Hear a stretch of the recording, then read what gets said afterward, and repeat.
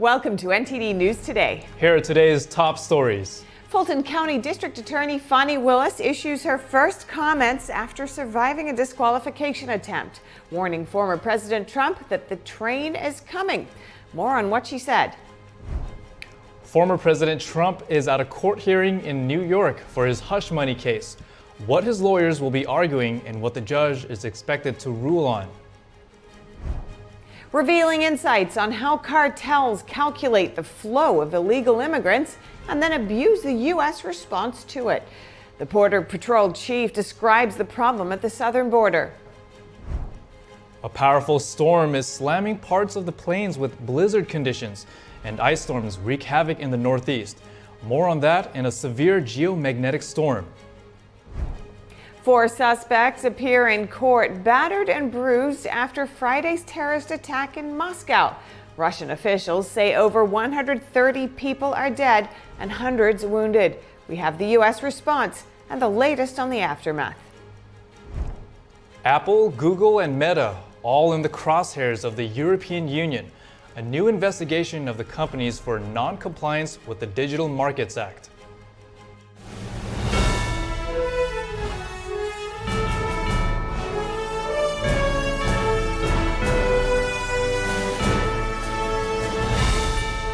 This is NTD News Today, live from our NTD Global Headquarters. Here are Stephania Cox and Chris Beers. Hi, I'm David Lamb, sitting in for Chris Beers. And to begin the show, former President Trump is back in court in New York. He's currently at a pretrial hearing in the hush money case. Thank you very much, everybody. Are you getting a podcast? This is a witch hunt. It's a hoax. Thank you. Trump is expected to ask the judge to delay or dismiss the case. Before going into the courtroom, Trump told reporters this is a witch hunt and it's a hoax. Prosecutors recently turned over thousands of pages of potential evidence about witness Michael Cohen. Trump's lawyers say a delay is needed because of this. The trial in the case has been postponed until at least April 15th. Judge Juan Merchan today is expected to set a new trial date. The court hearing comes as the deadline arrives for Trump to pay his bond in the New York civil fraud case. If Trump is unable to pay the $464 million bond in full, New York Attorney General Letitia James could begin to seize his private property. Fulton County District Attorney Fani Willis says her election interference case against former President Trump is going full steam ahead. I don't feel like we've been slowed down at all. I do think that there are efforts to slow down this train, but the train is coming. I don't feel like my reputation needs to be reclaimed. Let's say it for the record. I'm not embarrassed by anything I've done. Willis spoke on Saturday, just days after Judge McCarthy allowed Trump and other co-defendants to appeal his ruling for a review. The judge ordered that either the district attorney or her former special prosecutor, Nathan Wade, needs to stop working on the case. Mr. Wade later resigned. Defense lawyers alleged Willis engaged in a romantic relationship with Wade, which the two confirmed in a February court hearing, and that they benefited financially from the arrangement. The two denied the latter allegation. Former Acting Secretary of Defense Chris Miller says he felt pressured by the House January 6 committee to remain silent. This is specifically about claims that then President Trump authorized the deployment of National Guard troops before the Capitol breach. Miller stated that committee members used what he called aggressive tactics after he spoke to the media about the events, which conflicted with the committee's narrative. He expressed reluctance to continue engaging with the committee. He says he feared further intrusion into his life and being summoned for additional hours of hearing testimony. Miller also stated he did not have the resources to continue the battle with the January 6 committee. Miller's recent remarks contradicted his earlier testimony to the January 6 panel in 2022, where he denied Trump's involvement in ordering National Guard troops. Republican Senator Lisa Murkowski of Alaska says she will not endorse Trump for president. Murkowski was one of 7 Republicans who voted to convict Trump in his second impeachment trial after the January 6 Capitol breach. I don't think that it can be defended. What happened on January 6th was an effort by people who stormed a building in an effort to stop an election. I just regret that our party is seemingly becoming a party of Donald Trump. Murkowski says she wishes there was a Republican nominee she could get behind, and that the Republican Party's shift towards Trump has her considering her future with the GOP. She would not say whether she will remain in the Republican Party. When asked if she might become an independent, Murkowski said she always has been independent-minded. In Louisiana, various media outlets called the weekend primary race for Trump. His victory draws 47 delegates in the state. Trump has already secured the presumptive GOP presidential nomination by collecting enough delegates earlier this month. And back to the New York news about Trump. Today, the former president is due to pay his $464 million bond in the New York civil fraud case against him. Paying would allow him to appeal the judge's decision. And if he doesn't, then what? We're joined live by national trial attorney Dante Mills. Dante, what are Trump's options in regard to this bond to begin with?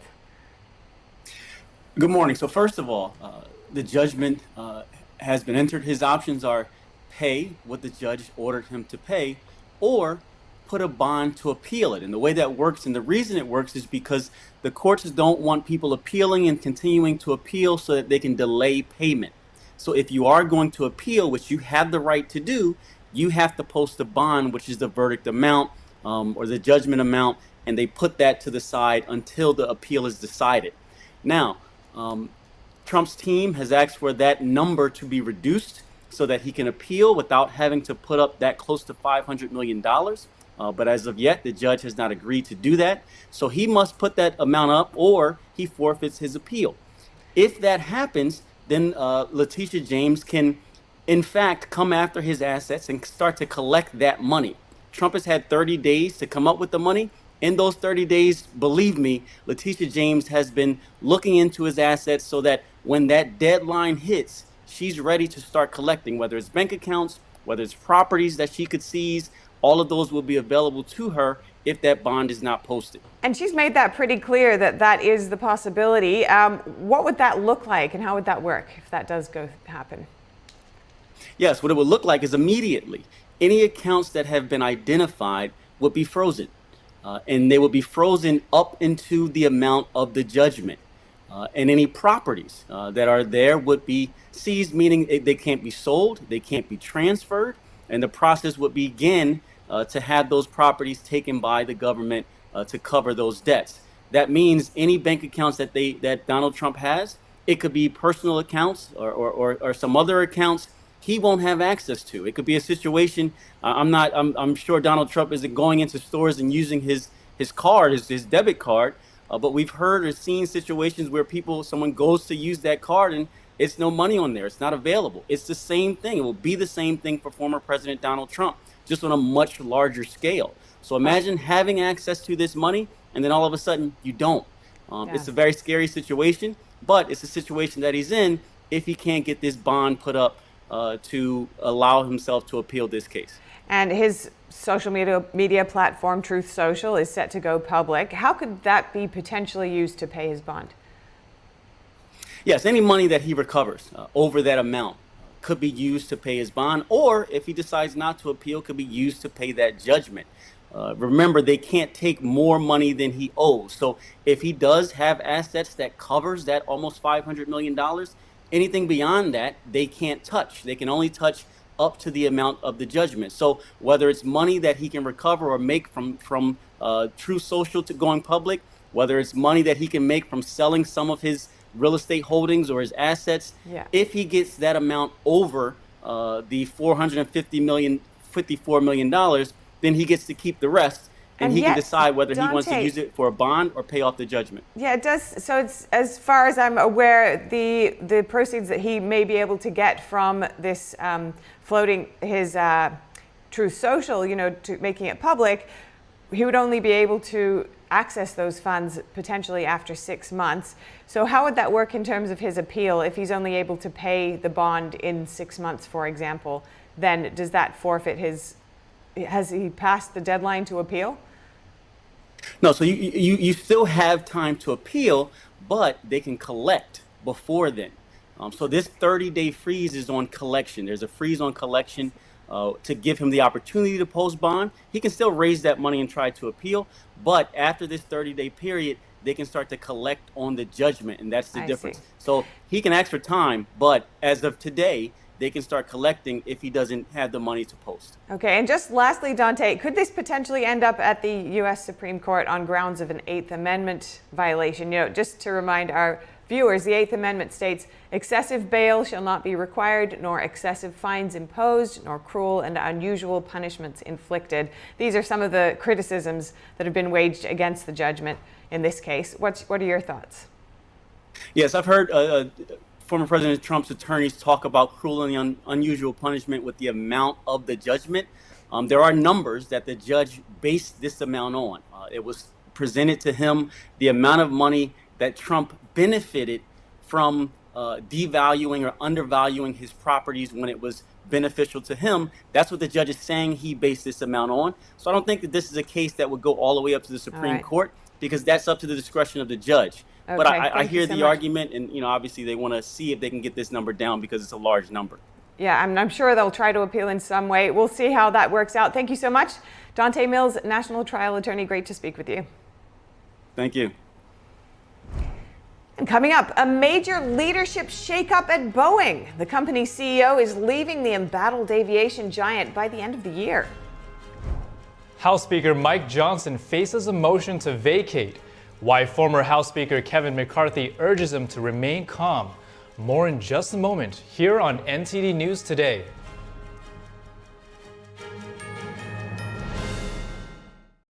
Shenyun Creations, the streaming platform from Shenyun, featuring world-class dance, past programs, and all original music.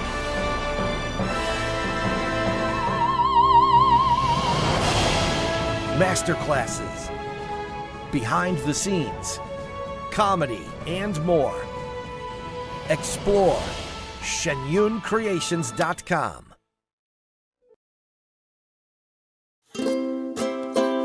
If you're happy and you know it, clap your hands. If you're happy and you know it, ride your bike. If you're happy and you know it, then your face will surely show it. If you're happy and you know it, smile big and bright. Thousands of kids just like me are happy every day. And it's all because of generous people like you who support Shriners Hospitals for Children every month. All you have to do is call the number on your screen or go online to loveshriners.org right now with your monthly gift. Because of people like you, Shriners Hospitals for Children is able to make an everyday miracle happen for kids like me. If you're happy and you know it, dance around. If you're happy and you know it, play a song. If you're happy and you know it, and your face will surely show it. If you're happy and you know it, take a shot.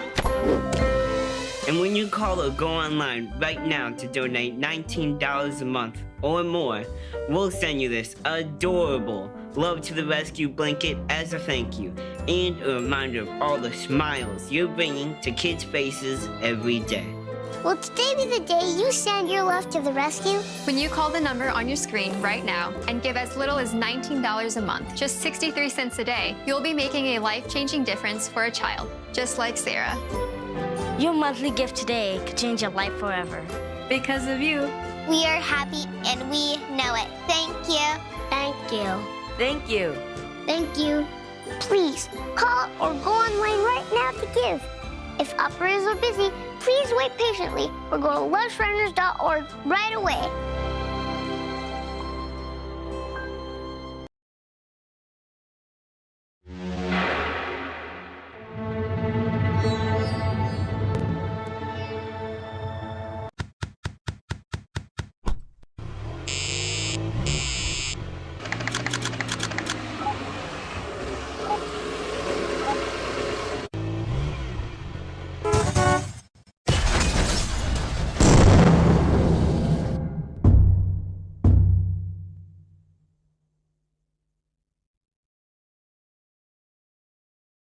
Join us on NTD Good Morning because we want you to stay informed. Kickstart your morning with the latest you missed overnight. Right, and don't forget that inspiration. Absolutely, so let's shine some light on the good news too. Tune in every weekday morning to NTD News.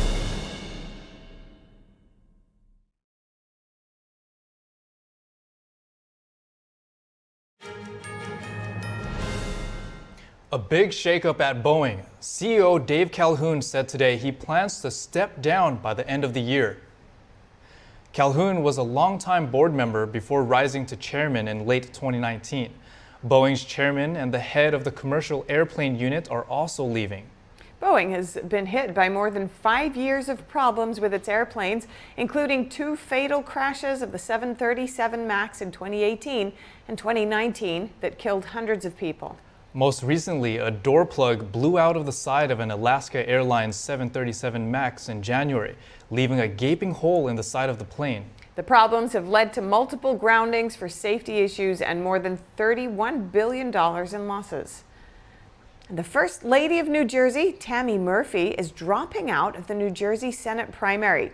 The election will decide who is the Democratic nominee to replace indicted Senator Bob Menendez. Murphy's exit could make it easier for current front-runner Andy Kim to clinch the nomination. Murphy said she decided to drop out of the race so she wouldn't take votes from Kim. She said with Trump on the ballot, there's so much at stake for the nation. Menendez announced last week that he would not run as a Democrat, but said he could run as an independent. He and his wife have been indicted on several criminal counts, including bribery and providing sensitive information to the Egyptian government. Instagram and Threads are limiting political content ahead of the 2024 presidential election, but some users say they're outraged with the decision. NTD's Daniel Monahan has more on the change and reactions to it. The Mark Zuckerberg-owned platforms reportedly changed their algorithm settings over the last few days. They switched users to a default setting that limits political content. The move has angered users who want to see political content and account holders with political pages. Political account holders of all affiliations posted their outrage on Instagram Saturday. Independent journalist Jessica Reed Krause wrote to her 1.2 million followers that everyone should be outraged by the overstep, adding that censorship during peak campaign months is a direct threat to democracy. Citizen journalist at the Typical Liberal, Grant Godwin, said, "Limiting political posts right before the 2024 election, go figure. Share this everywhere and DM your favorite political accounts to let them know." The political content setting can be found under Content Preferences on Instagram and can be changed from limit to don't limit. Some Instagram users complained that they tried to change their settings, but the app crashed. Meta platforms, including Instagram and Facebook, have been strongly criticized by conservatives for alleged disinformation and bias during campaign seasons before elections. A spokesperson for Meta said the change does not impact posts from accounts people choose to follow. It impacts what the system recommends. Daniel Monahan, NTD News. Using taxpayer money to fly illegal immigrants into the U.S. The Senate is voting against an amendment that would block this. Republican Tennessee Senator Bill Hagerty proposed an amendment to the government funding bills passed Saturday. It would have prohibited officials from using public funds to fly immigrants into the U.S., but the amendment didn't pass after 51 senators voted against it. Hagerty proposed the measure after reports about the Biden administration flying more than 300,000 illegal immigrants into the U.S. in 2023. He criticized senators who voted against the amendment, calling it, quote, indefensible to allow this. Meanwhile, at the land border with Mexico, smugglers are dictating the flow of illegal immigrants. That's according to Border Patrol Chief Jason Owens. He describes how the cartels are calculating the flow and abusing the U.S. response to it. Owens told CBS that smugglers push large groups of people across the border at a time, knowing that Border Patrol will provide humanitarian assistance. The chief suggests cartels use this to smuggle drugs. He asked, while we're tied up and occupied doing this, what are they doing a couple miles down the road? Owens says Border Patrol doesn't have enough personnel to tackle all the problems at the border. He also warned that the agency is on track to record over 1 million illegal immigrant apprehensions since the start of 2024. And in New York City, Mayor Eric Adams has canceled a planned trip to the southern border. That's over security concerns. Adams was scheduled to depart Saturday night to visit Texas and cross the border into Mexico. He planned to meet with U.S. immigration leaders as his city struggles to house the influx of illegal immigrants. But a spokesperson says the U.S. State Department flagged safety concerns at one of the planned stops in Mexico. This prompted Adams to postpone the trip. And a powerful storm is pummeling the central U.S. with blizzard conditions as it drops a blanket of snow from Colorado to Minnesota through Tuesday. The storm is threatening widespread power outages and treacherous road conditions. It's also expected to agitate thunderstorms and tornadoes in the south. Blizzard warnings extend from northern Colorado and Kansas into parts of Minnesota, Nebraska, and South Dakota today. Between 2 and 10 inches of snow could fall in these areas, and some places could see more than a foot. Powerful storm systems slammed the Northeast over the weekend with a double punch of heavy rain and large amounts of snow. Parts of New England, including Vermont, received more than a foot of snow on Saturday. In Maine, ice-covered trees can be seen in the town of Kennebunk. A utility company in the state says it has restored power to 50% of its customers after a massive winter ice storm knocked down power lines across the state. In related news, a federal weather agency alert said that a severe geomagnetic storm also began impacting Earth on Sunday and will last until Monday. It could affect satellites, GPS services, and bring aurora borealis in the north. Former House Speaker Kevin McCarthy has some advice for current Speaker Mike Johnson. Some Republicans are discontent with Johnson and considering vacating him. Here's McCarthy on CBS's Face the Nation.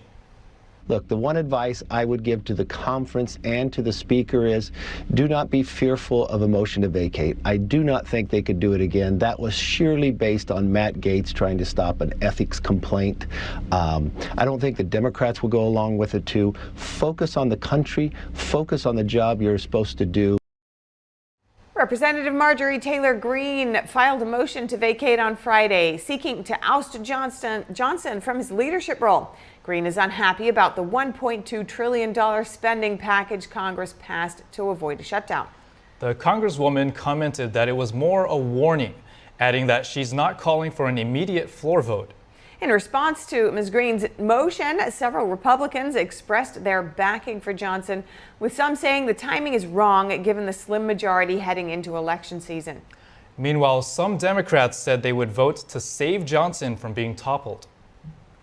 And the Supreme Court will consider a new abortion case tomorrow. Abortion opponents want the High Court to uphold a ruling from a federal appeals court. It would limit access to an abortion drug called mifepristone. The 9 judges will determine if access to the drug remains as is or if the FDA needs to return to the restrictions it put in place when originally approving it. Under those instructions, only doctors could prescribe abortion pills, and patients would have to go to 3 in-person doctor appointments. Access to the drug through the mail would be cut off. Attorneys representing the abortion opponents are challenging the safety of the drug and access to it without seeing a doctor. 7 former FDA commissioners say the agency exercised special care in its original approval of mifepristone. A decision could come by late June. And joining us now is NTD Business host Don Ma to give us the latest updates from the tech and business world. All right, Don, thank you for joining us. So what do you have for us today? So just a couple of things real quick. One of them is the Biden administration's $6 billion investment into lowering pollution. And another thing quickly is how millions of Americans possibly could be losing home internet access. So I'll start with the Biden administration. So the U.S. Energy Department today announced $6 billion in federal funding to subsidize 33 industrial projects in 20 states. And what the purpose of this investment is to cut carbon emissions. So that they're saying the investment would support well-paying union jobs and boost U.S. competitiveness. So the Energy Secretary said this initiative is the single largest industrial decarbonization investment in U.S. history. So the projects are expected to eliminate 14 million metric tons of pollution each year. And just to put that into perspective for you guys, this is equivalent to taking some 3 million gas-powered vehicles off the road, according to the Secretary. And manufacturing of construction materials is a significant source of global carbon dioxide emissions, and the $6 billion in federal funding comes, of course, as President Joe Biden is seeking a 2024 re-election and amid his campaign kicking into high gear. And he wants to tout that his administration has completed a number of economic goals and policies and job creation as well. So the Energy Secretary said the projects will slash emissions from industries such as iron and steel, cement, concrete, aluminum, chemicals, food, beverages, pulp, and paper. Okay, and we'll be watching to see if there's any backlash against that. That's a big move. But switching gears, there's also a big headline about home internet access. Millions of Americans could lose their discount. Some of them really rely on this to pay the bills. What's going on here? Yeah, so what's happening is the Affordable Connectivity Program is potentially expiring in April. It has helped more than 23 million low-income U.S. households pay for internet service. And when it does expire, they could be facing higher bills or even being kicked off entirely off their plans. So this government program is actually running out of funds. And like I said, could happen at the end of April. And the benefits provide discounts on internet service valued at up to $30 per month for qualifying low-income households. And this past week, congressional leaders actually missed the opportunity to fund this program, ACP, in the budget deal designed to avert a government shutdown. So now with time running out for the ACP, the FCC has been forced to begin actually shutting down the program. That's including halting new signups as well and warning users that their benefits are about to get suspended. Oh, Don, yeah, that's a tough situation because a lot of people use the internet for many things like students, checking up on the news and all that. 23 million people could be affected. Anyways, thank you so much for your insight. Thank you. A fire on a Carnival cruise ship near the Bahamas is now extinguished.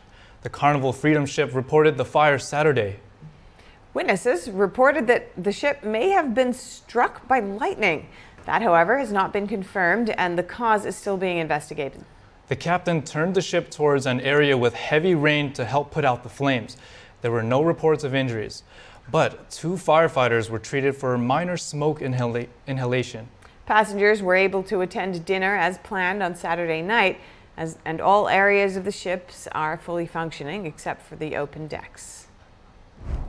Up ahead, 4 suspects appear in court battered and bruised after Friday's terrorist attack in Moscow. Russian officials say at least 137 people are dead and hundreds wounded. We have the U.S. response and the latest on the aftermath. France now raising its terror warning to the highest level. This gives the government more control over law enforcement in certain areas. We'll have the details soon when we return.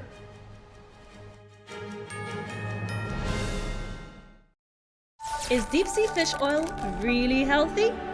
Due to pollution in the oceans, most fish contain heavy metal elements and radioactive substances. That's why it's so important to choose a pure source of omega-3. Puritang green vegetable omega-3 is made from purslane and perilla seeds, which are rich in nutrients and minerals, especially vitamins A, D, E, calcium, and iron. With natural processing and no harmful chemical additives, it has more than 90% concentration of omegas 3, 6, 7, and 9. It effectively improves brain power and is beneficial to the heart's health. Puritang omega-3 does not smell of fish and contains no pollutants, so both adults and children can safely and easily consume it over a long period of time. Puritang green vegetable omega-3, greener, healthier, and more effective. Visit puritang.com to learn more. Hey everyone, it's me, Sebastian, and it is a beautiful day today. We have so much to be grateful for, so just remember, if you see someone without a smile, give them one of yours. I just love inspiring people to be the best they can be, and the reason I'm able to inspire so many people is because people like you who inspire me with your support of Shriners Hospitals for Children. Since I was little, I've broken 100 bones, and I've had 19 surgeries. Shriners Hospitals for Children was with me every step of the way. But more than that, they've given me the confidence to know I can do whatever I set my mind to. Like right now, I've set my mind to sharing my smile with you. Did you get it? Because of people like you, I can play the violin. I can play piano. I can understand. The help I get is only possible because of caring people like you who pick up the phone and call the number on your screen to make your monthly gift. And when you call or go online right now to donate $19 a month or more, we'll send you this adorable Love to the Rescue blanket as a thank you and a reminder of all the smiles you're bringing to kids' faces every day. Kids like me. And me. And me. And me. So what are you waiting for? You can inspire kids like me by visiting loveshriners.org. After all, you can't help everyone, but you can help someone. So let's go! Thank you. Thank you. Thank you for giving. Join me and bring a smile to the world with your monthly gift today. Please call now. If operators are busy, please call again or go to loveshriners.org right away. Join me and bring a smile to the world.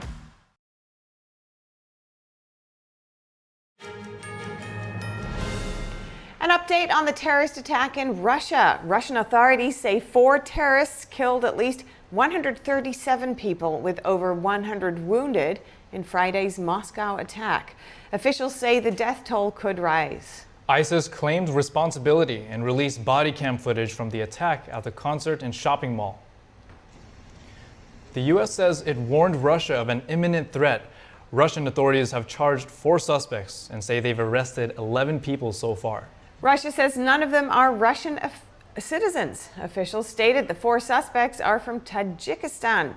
Russian authorities charged the men with committing a terrorist attack and put them into pre-trial detention.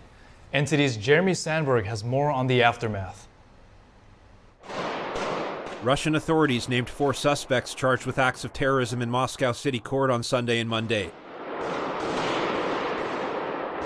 The attack at Crocus City Concert Hall Friday night left at least 137 people dead, scores wounded, and the building in ashes. The court stated all 4 men, all citizens of Tajikistan, have been remanded into pretrial detention until May 22nd. 3 of 4 suspects admitted guilt in court. The 4th was unresponsive in a wheelchair accompanied by a doctor. Images from the courtroom showed the suspects with bruised faces, one with a bandage over his head. Russian President Vladimir Putin condemned the shooting as a bloody and barbaric act and declared Sunday a day of national mourning for the victims. Putin said the terrorists were trying to flee to Ukraine and said a window had been prepared on the Ukrainian side for their escape. He pledged to track down and punish all those responsible. Ukraine denies any involvement. Ukraine's defense intelligence alleged without evidence that the attack was planned by Russian special services to justify increased aggression in the war. Vice President Kamala Harris said Saturday that ISIS is to blame and told ABC News there's no evidence that links to Ukraine.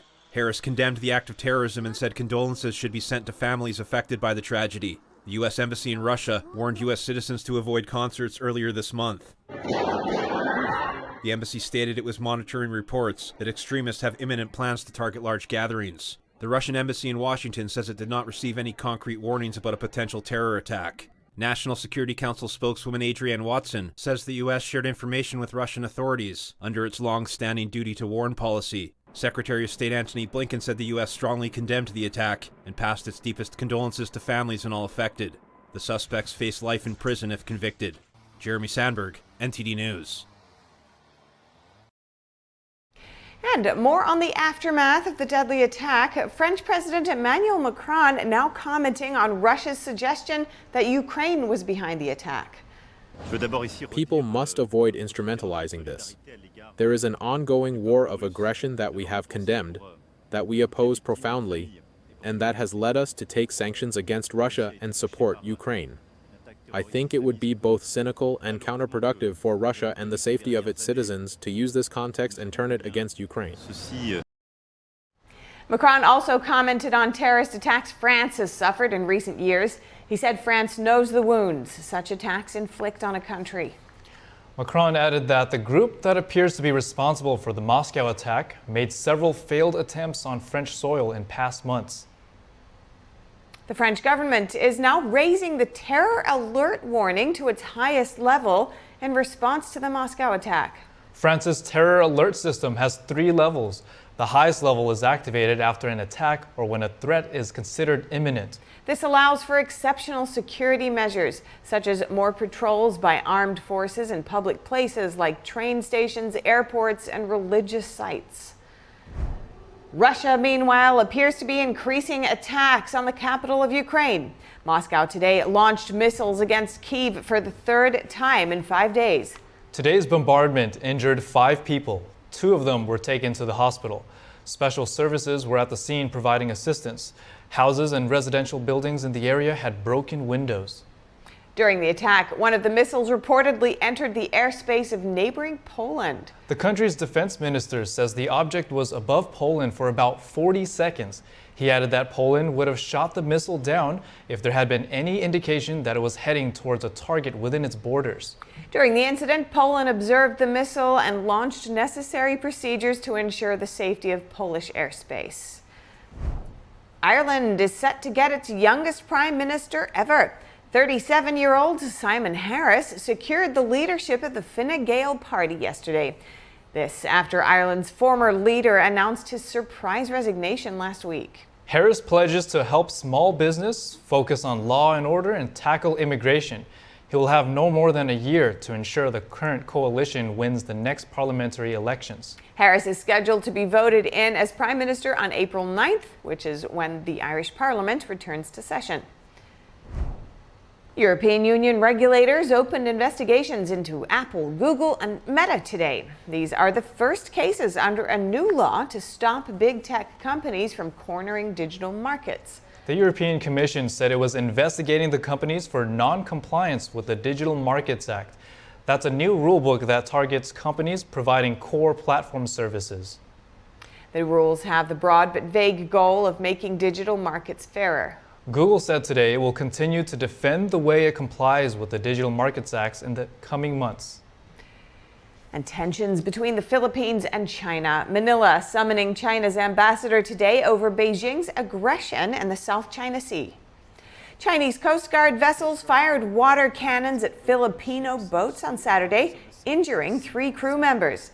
The Philippine ships were on their way to supply troops stationed on a disputed shoal. China, on the other hand, sees the waters as its own territory.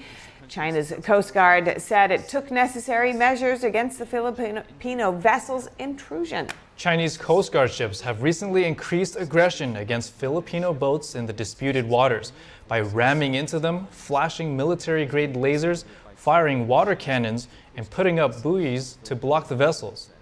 Both China and Manila claim parts of the South China Sea, though Beijing claims almost all of it. An international court has ruled China's claim invalid. More than 60% of global maritime trade passes through the South China Sea. And China is reportedly moving to block U.S. microchips from Intel and AMD from CCP personal and computers and services. The Financial Times report says the Chinese regime also seeks to switch out Microsoft's Windows operating system and foreign-made database software for domestic options. And that was about servers there. And agencies above township level were told to include criteria guidelines requiring so-called safe and reliable processors and operating systems when purchasing them. China's industry ministry issued a statement last year of 3 lists of CPU as operating systems and centralized databases that it deemed safe and reliable, all from Chinese companies.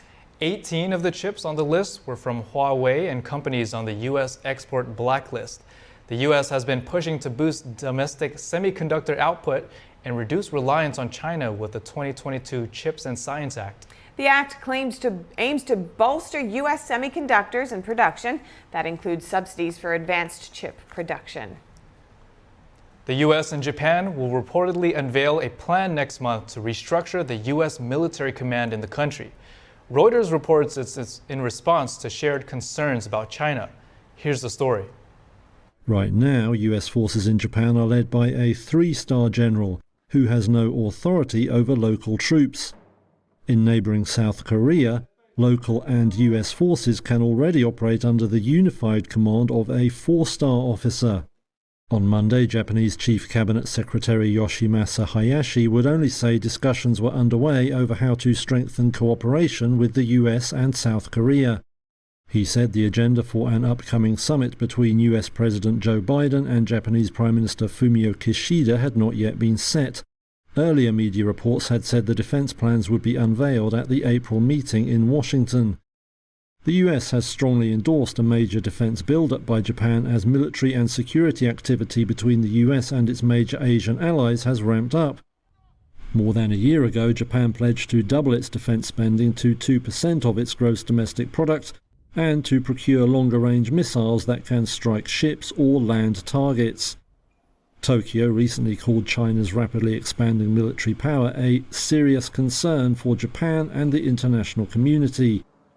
Kishida wants a joint command headquarters to be set up by the end of March next year. And in more China news, attacks in the Red Sea.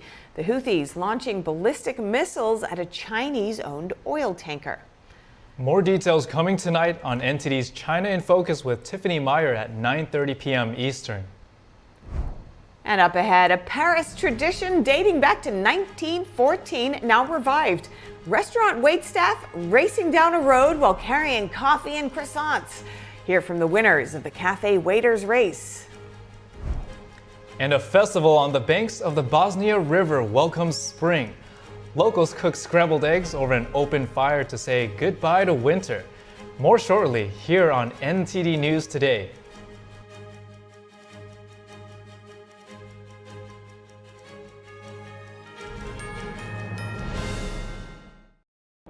I went to Dr. Benatti and he went ahead and looked at my pictures. He told me, you have pain here, you have pain here. And I was like, yeah, absolutely. I'd been to others, but he was a doctor that didn't want to fillet my back open like a fish and do like open spine surgery because everybody else wanted to do that and I was not having it. The anesthesiologist who was working with me, I was like having a conversation with this guy. And then I was watching on the monitor as Dr. Benatti is fixing my back. I really felt like I was in good hands. Benatti succeeds where others fail.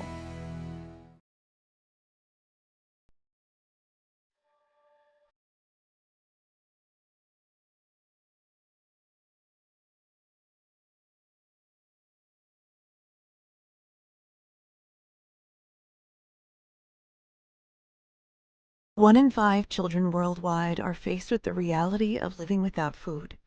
No family dinners, no special treats, not enough energy to play. All around the world, hunger is affecting children's physical and mental health. Toddlers are suffering from acute malnutrition, which stunts their growth.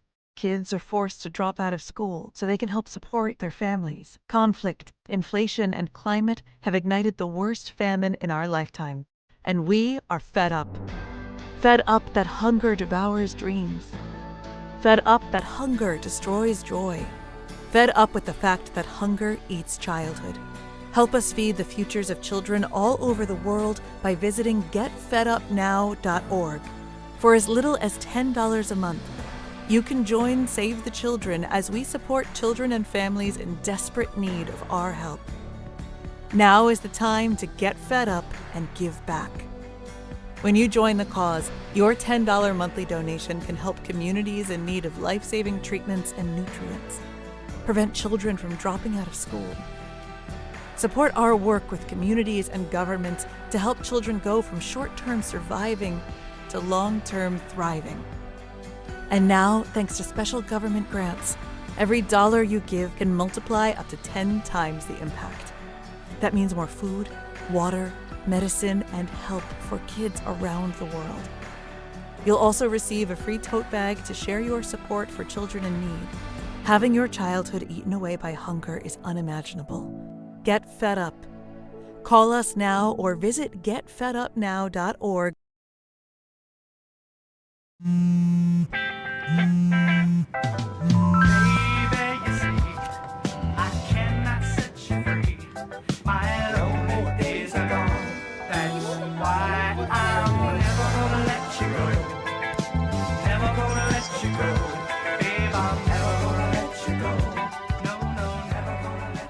Here you go. Thank you. Thank you.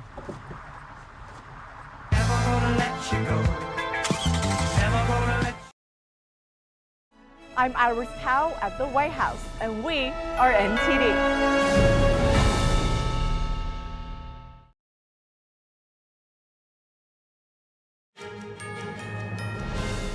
In France, Paris revived its historic waiters race over the weekend, drawing around 200 participants from various cafes across the City of Lights. The waiters were tasked with carrying a tray with a croissant, a cup of coffee, and a glass of water along a 2-kilometer route that's a little over a mile. Take a look. The waiters race started in 1914, but hadn't taken place since 2011 because organizers couldn't find sponsors.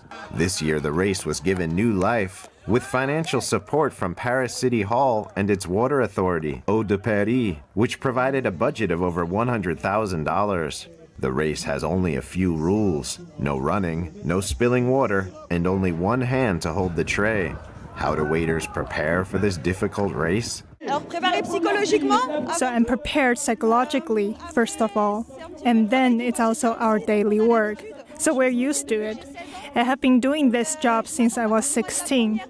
I don't necessarily expect to be first because I don't necessarily have the best cardio, but I hope to at least arrive with the tray in good condition at the finish line. For this racer, it's all about the traditional fashion. Pantalon noir, chaussettes noires. Black pants, black socks, well-polished shoes, and a tie or bow tie with a jacket. That's traditional and Parisian. The spectator is happy the race returned to showcase an old and respected profession. Look, apparently the race hasn't taken place for 12 years. I don't understand that, and I find it wonderful that we are reviving this race, which highlights a very beautiful profession, and which above all is very difficult, I think, on a daily basis.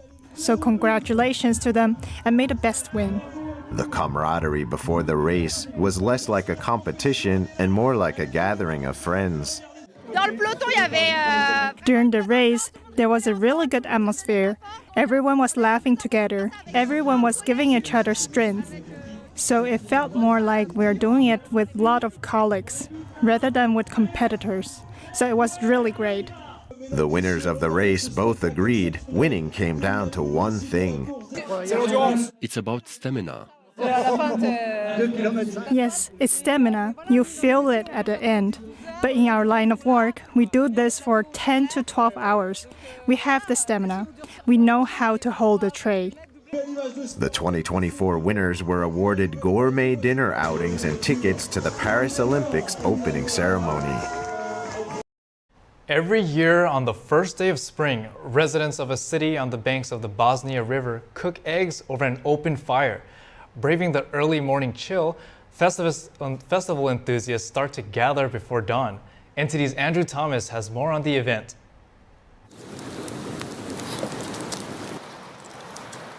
This Bosnian tradition, known in English as the Festival of Scrambled Eggs, dates back at least a century. Nobody really knows its origins, but Zenica residents are more than happy to have it endure. Friends and family gather to welcome the changing of the seasons by cracking some eggs. It is the first day of spring, and for me and for everybody else, this is the way to say goodbye to winter, to welcome spring. We have been gathering here every year for about 40 years. A regular visitor, Sakik knows to arrive at the festival ahead of time. We come every year, and there is always a crowd, sometimes a bit oversized even. People will come today as well, so we came early. By midday, hundreds of people had already attended, and more were expected in the afternoon. The festival means a lot to me, as far as opportunities we create for ourselves to socialize, This one is the most notable. It's the best opportunity to hang out with the community, to see each other, to share mutual respect and love. Dizdar says word of the festival has spread far and wide. People from Macedonia, Slovenia, Croatia, and Serbia have joined over the years. According to him, the event is a chance to make friends and keep the tradition of the Spring Scramble alive. Andrew Thomas, NTD News. Did you know that playing a musical instrument can help you to maintain brain health later in life? Here's Gina Marie from Strong Mind and Body with the details.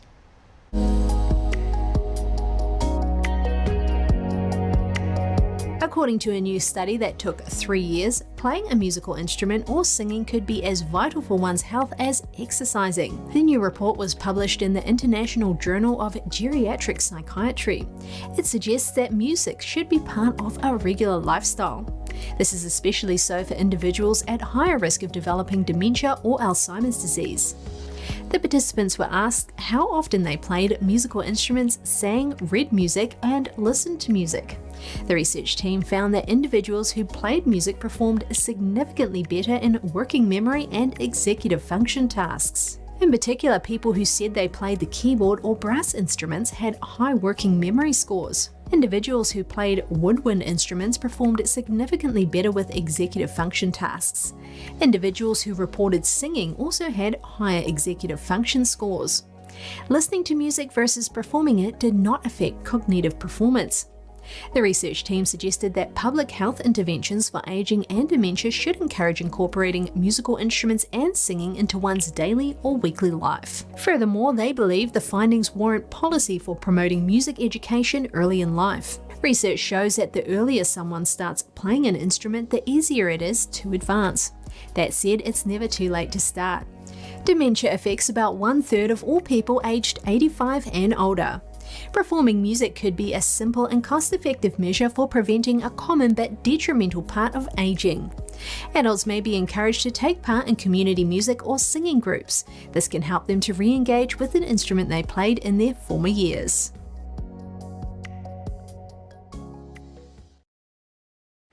For round-the-clock original news coverage, visit us at ntd.com or download our NTD app. And be sure to stick around for NTD Newsroom at 3 p.m. Eastern. We'll cover more stories from the U.S. and around the world.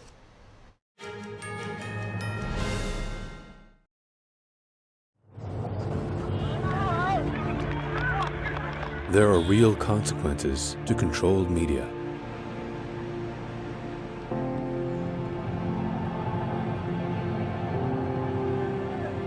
And NTD's founders know them firsthand. Our freedom of thought is the price. This is the lesson that guides us in everything we do. Yeah, so there's the tear gas there. We know the value of a free society. And we take seriously the responsibility to preserve it. We are NTD.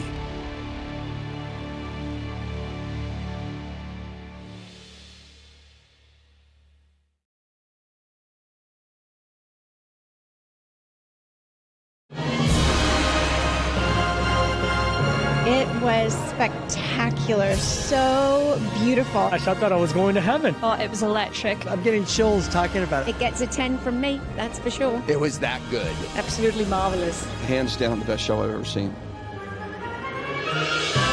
It's emotional, it's captivating, it's visual. Every single bit of your senses is engaged. Oh my gosh, it was a riot. I didn't expect to laugh so much and also be touched so much. I was literally looking for something which was magical, uplifting, and it was way more than that. The music was just so beautiful, and it really lit up the room. There's nothing like live music. The combination of the music and the dancing was sometimes uplifting. You know, my toes are tapping and I want to get out of my seat. But it was also very calming. I think it's magnificent. It's magnificent to see another part of Chinese culture that a lot of people don't get to see. And the stories are amazing. The execution, the dance is amazing. The flips, the aerial movement, it was amazing. It wasn't anything I've ever seen before. Absolutely perfection. There wasn't even one flaw. I must say I'm so highly impressed with the level of the dancers, their technique, just all the concepts are absolutely wonderful. The costumes, they were works of art. The way they used the costumes to create part of the image, it was just absolutely mind-blowing. I thought I was going to come to see some amazing dancing, but I learned so much about the Chinese culture. They're actually telling you the story of their life, of their culture, of their history, and bringing it full circle so that we can see and enjoy it. There was an encouragement to go back to that divine nature and those divine values. This experience for me is transcendent. It was a communication to the soul and the spirit. And I cried, I think, the whole time because it was so amazing. It was powerful, and it is something that's needed in today's society. People nowadays go to the doctors, the psychiatrists for pills, for antidepressants. This is the antidepressant, the best. I knew it was going to be good. It's a billion times better than I even thought it would be. I've heard people say, you don't want to miss this, and I would fully agree. I'm going to tell everyone to come see it. You have to. Definitely going to come back next year. Totally inspirational. You have to go see this. Everyone needs to see this. Don't miss it. It's a once-in-a-lifetime must-see that will change their lives forever.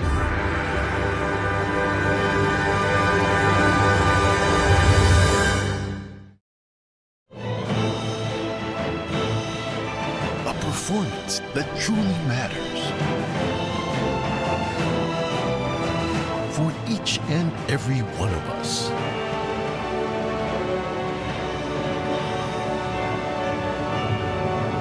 This is what you've been waiting for.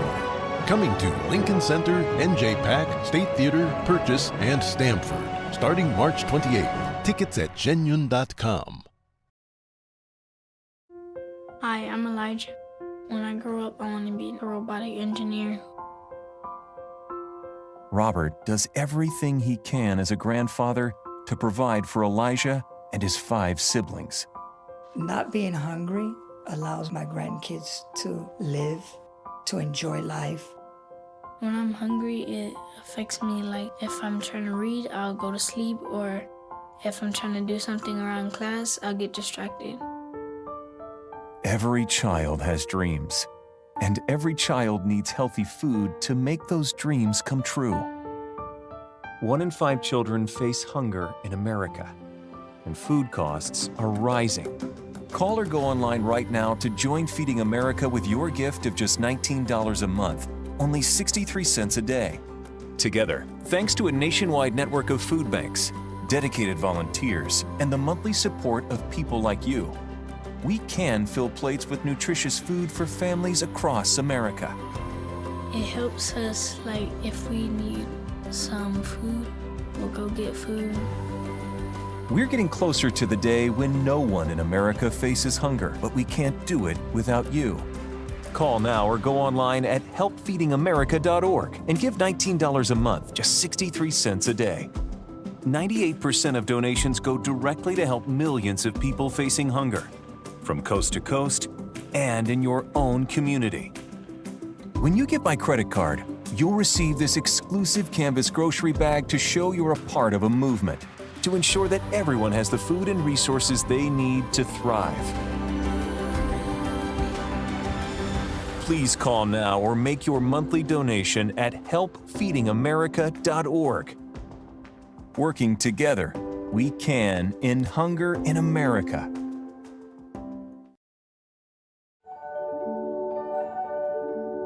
There's always a searching process for beauty. You know it when you see it.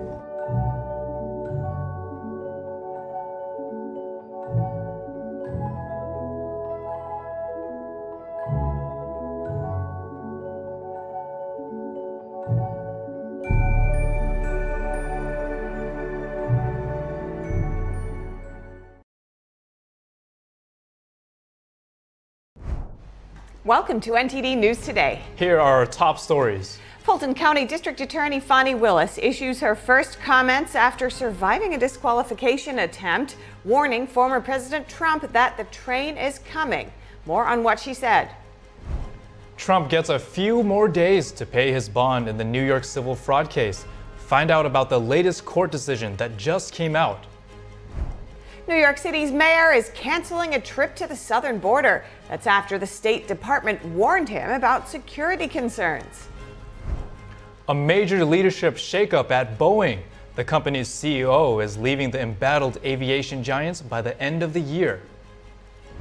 Suspects in the Moscow terror attack appear in court. Find out more about their conditions and trial after over 130 people were killed.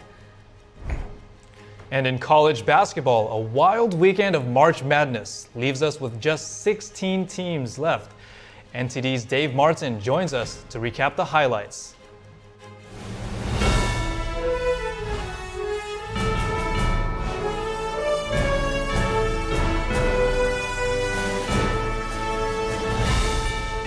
This is NTD News Today, live from our NTD Global Headquarters. Here are Stephania Cox and Chris Beers. Hi, I'm David Lamb, sitting in for Chris Beers. And we have more updates on the Israel-Hamas war. The United Nations Security Council just approved a resolution calling for an immediate ceasefire. The result of the voting is as follows: 14 votes in favor, 0 vote against, 1 abstention. The draft resolution has been adopted as Resolution 2728.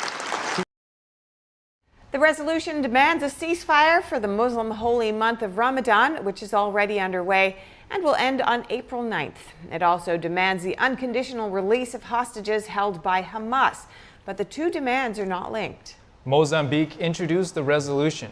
This was the first ceasefire resolution to pass the Security Council. It has the backing of China, Russia, and the Arab group. The U.S., which has veto power, abstained from the vote. The U.S. says the resolution may harm ceasefire negotiations currently underway. Soon after the vote, Israeli Prime Minister Benjamin Netanyahu canceled a delegation to Washington, D.C., a protest against the U.S. for not vetoing the resolution. Netanyahu accused the U.S. of allowing the vote to pass without conditioning the ceasefire on the release of hostages held by Hamas. The delegation planned to discuss the upcoming ground operation in Rafah with U.S. officials. The Biden administration expressed concern over Israel's plan for Rafah and is calling for an alternative approach. Fulton County District Attorney Fani Willis says her election interference case against former President Trump is going full steam ahead. I don't feel like we've been slowed down at all. I do think that there are efforts to slow down this train, but the train is coming. I don't feel like my reputation needs to be reclaimed. Let's say it for the record. I'm not embarrassed by anything I've done. Willis spoke on Saturday, just days after Judge McCarthy allowed Trump and other co-defendants to appeal his ruling for a review. The judge ordered that either the district attorney or her former special prosecutor, Nathan Wade, needs to stop working on the case. Mr. Wade later resigned. Defense attorneys alleged Willis engaged in a romantic relationship with Wade, which the two confirmed in a February court hearing, and that they benefited financially from the arrangement. The two denied the latter allegation. Former President Trump is back in court in New York. He's currently at a pretrial hearing in the hush money case. Thank you very much, everybody. Are you getting a podcast? This is a witch hunt. It's a hoax. Thank you. Trump is expected to ask the judge to delay or dismiss the case. Prosecutors recently turned over thousands of pages of potential evidence about witness Michael Cohen. Trump's lawyers say a delay is needed because of this. The trial in the case has been postponed until at least April 15th. Judge Juan Merchan today is expected to set a new trial date. This comes as the New York Appeals Court just delivered a partial victory to Trump in the civil fraud case. The court gave Trump 10 more days to post bond and cut the amount to $175 million. The latest court order means Trump and his sons can still run their business in New York and obtain loans from New York financial institutions for the moment. Trump reacted to the ruling. He said on Truth Social, quote, "We will abide by the decision of the appellate division and post either a bond, equivalent securities, or cash." Trump also said the ruling shows how ridiculous and outrageous Engoron's original decision was at $450 million. Joining us now to discuss is John Malcolm, VP of Heritage's Institute for Constitutional Government and Director of the Meese Center for Legal and Judicial Studies. John, big news. Do you think Trump will actually pay this amount today? And if so, how? Well, he's got 10 days to do it. And, he has a variety of different ways. He has substantial real estate holdings. He's got a lot of cash on hand. And there's a big difference between having to put up $465 million immediately and having 10 days to put up $175 million. The fact that he said that he's going to comply with the court's order leads me to believe that he will be able to do that. Another significant thing, in addition to the fact that he and his sons are going to continue to serve as officers and directors of his corporations, is that the appeals court also said that he could continue to apply for loans from New York banks, and that dramatically opens up the number of places where he can go to get the funds that he needs to post this bond. Yeah, and on that point, what does this say about Judge Engoron's ruling and the initial bond amount that was set and the terms that were set? Does it indicate a rebuke by the appeals court? Yeah, I certainly think that it indicates that the Court of Appeals is very skeptical of the amount of damages that's been imposed here. I mean, after all, there were no identifiable victims of what Donald Trump did. These were all sophisticated banks who loaned him the money, and they said that they would continue to loan him money in the future. So they certainly were not complaining. Those loans were all repaid with interest. So this is a rather dramatic amount of money to be imposed for a case that involved no identifiable victim. And I think the Court of Appeals is going to take that into consideration and may well cut this damages claim down to size or potentially eliminate it altogether. Right, and you pointed to this also just now, but we spoke with a national trial attorney, Dante Mills, earlier in the show just now, and he had pointed out the fact that the Judge Engoron, created that amount as the fee or the punishment in this case based on what he thought Trump had benefited. And so how do you think that this new ruling changes the dance in a way in terms of the narrative? Well, I think, again, it shows that the Court of Appeals is very skeptical of this claim. So essentially what Judge Engoron said is that there were false representations made to get all of these loans. And if he had accurately stated his assets, he would have had to have paid a lot more money in interest, and that to the tune of roughly $465 million. It's a rather shocking amount since these were sophisticated investors on the other side who did their own due diligence. The law under which the New York Attorney General proceeded was basically a consumer fraud law designed for unsophisticated investors who don't do their own due diligence. So I think that the Court of Appeals is going to look very, very critically at this, and I wouldn't be surprised if this judgment is not overturned or at least substantially reduced. And of course, Trump's team is still intending to push back on the judgment in total. Do you think this could end up at the U.S. Supreme Court, especially in regards to the Eighth Amendment, which states that excessive bail shall not be required, nor excessive fines imposed, nor cruel and unusual punishments inflicted? Now that the fee has been reduced significantly, could that still apply?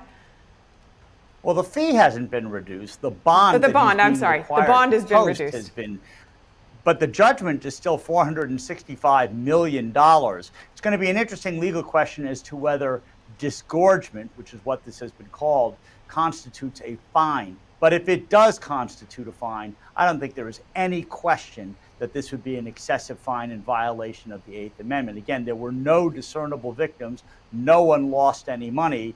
And yet Donald Trump is being made to pay $465 million. And if that is deemed to be a fine, that would be the dictionary definition of an excessive fine. All right, and what should we be watching for next in this? Well, one, to see whether or not Donald Trump comes up with the money for the bond. I think he will. And then we'll see how the legal issues play themselves out in court. In the meantime, Donald Trump has other legal matters occupying his time, in addition, of course, to running for president of the United States. Absolutely. There are many things to watch for in regards to the former president, not just this case. Thank you so much, John Malcolm, VP of Heritage Foundation's Institute for Constitutional Government. Really appreciate it. Good to be with you. A big shakeup at Boeing. CEO Dave Calhoun said today he plans to step down by the end of the year. Calhoun was a longtime board member before rising to chairman in late 2019.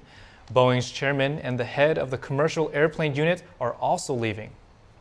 Boeing has been hit by more than 5 years of problems with its airplanes, including 2 fatal crashes of the 737 MAX in 2018 and 2019 that killed hundreds of people. Most recently, a door plug blew out of the side of an Alaska Airlines 737 MAX in January, leaving a gaping hole in the side of the plane. The problems have led to multiple groundings for safety issues and more than $31 billion in losses. Still to come, a former Trump official says he felt pressured by the January 6th committee to stay silent about whether the former president ordered National Guard troops before the Capitol breach. A powerful storm is slamming parts of the plains with blizzard conditions, and ice storms wreak havoc in the Northeast. More on that and a severe geomagnetic storm in just a moment here on NTD News Today.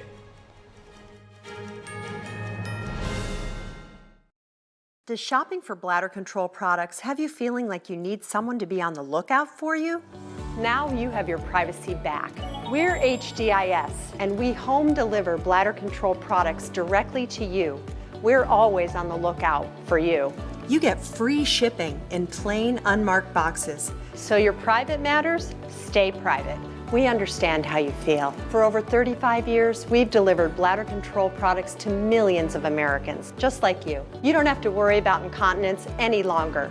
Call now for your free product sample pack and over $45 in money-saving coupons. At HDIS, we're always in stock. We carry all brands in hundreds of styles and sizes. You'll be sure to get what you need, guaranteed.